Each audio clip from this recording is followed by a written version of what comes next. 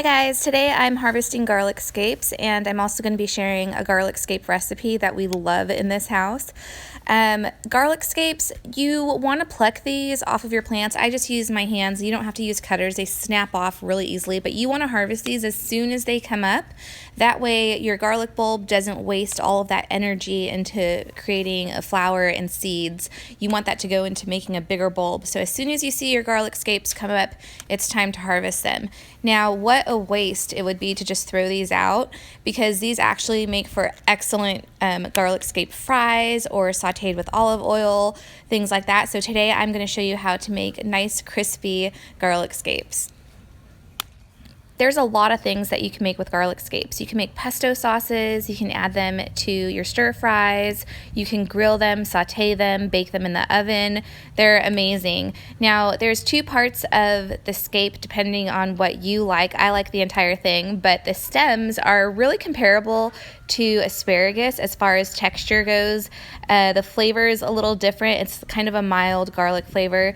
Now, the flower bud is actually jam-packed with garlic flavor and is really, really delicious. And one of my favorite things to do with them is saute them in some avocado oil or olive oil and then top them on top of melted brie, like brie cheese. It's so good, you guys. But today I'm going to be showing you how to make crispy garlic scapes. So that's the recipe that I'll be sharing in this video. If you're not going to cook your scapes right away, you're going to want to put these in a pot of water, and you could set them right on the counter and they'll last for weeks like that. And they may even bloom if you decide not to cook them.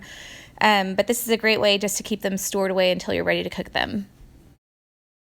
After you've thoroughly washed your scapes, you're going to take a 1/4 cup of potato starch and 1 cup of flour. Just any all-purpose flour is fine. Then you'll add your salt. I do 2 pretty hefty pinches of salt into my batter because it doesn't stretch as far, believe it or not. So you're going to want to put quite a bit of salt in here. And then you're also going to need a hefty amount of pepper, about a teaspoon of pepper. Next, we're going to add about a tablespoon of crushed red chili flakes. These are not very spicy. They're not like the chili flakes that you would put on your pizza. This is just a crushed Korean-style chili flake that you get from your Asian market. You could use about a 1/2 teaspoon of cayenne instead if you can't get this. Next, we're going to add about a 1/2 teaspoon of turmeric.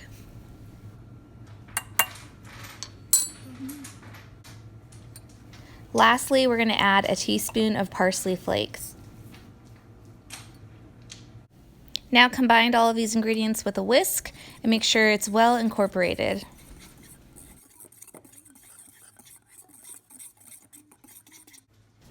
Now for our egg mixture, you're going to take 1 to 2 eggs depending on how many of these garlic scapes you're going to make, and you're just going to add a little bit of salt to your egg mixture. You could also add pepper to this if you want to.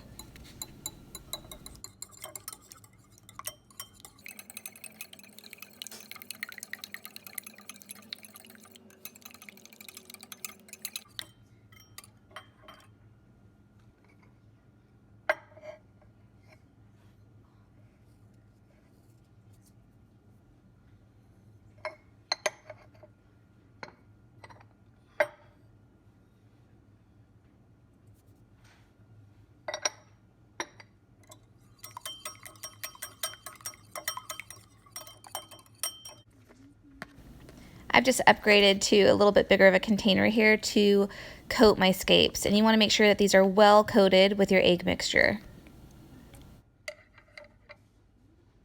Now you want to heat up some olive oil in a frying pan, and I'm just using a small frying pan so I use less oil.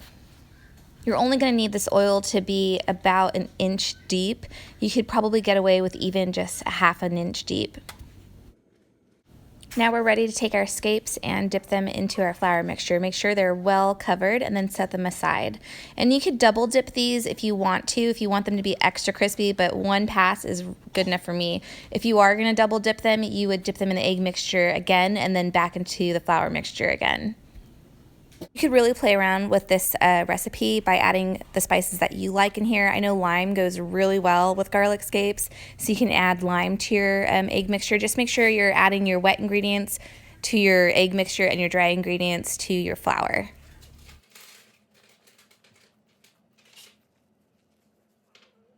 you think your oil might be hot enough, just go ahead and grab one of your stem pieces and drop it in to test the oil. I keep the temp right around medium-high. Now beware, these are really going to pop in the fryer, so make sure you have a splatter screen handy so you can protect yourself, because especially the flower bud parts of the scapes, those really pop like crazy. We're going to fry these until they turn a golden brown.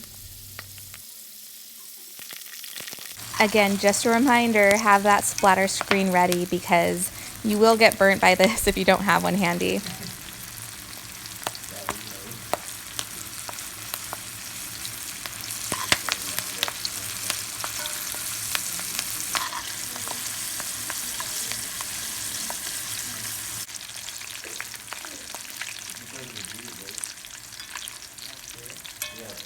When these are ready to remove from the frying pan, I like to have a strainer over a bowl to set them in so that all the extra grease drips off of the scapes without making them soggy. These go really well with all kinds of sauces. We really like the Yum Yum sauce with this, or like a spicy sriracha mayo. You can eat them with ketchup. You can make a hollandaise sauce. That would be really great, or a horseradish sauce even. But they're really, really delicious for lunch, and we can't stop eating them. We're addicted to them. My kids could eat these every day if I let them, if I had enough, which is sad that we only get these for a short season. All right, guys, that's it for this video. I hope you try this recipe, and let me know in the comments if you add your own little spin to them and how they turned out for you. We'll see you tomorrow. So good.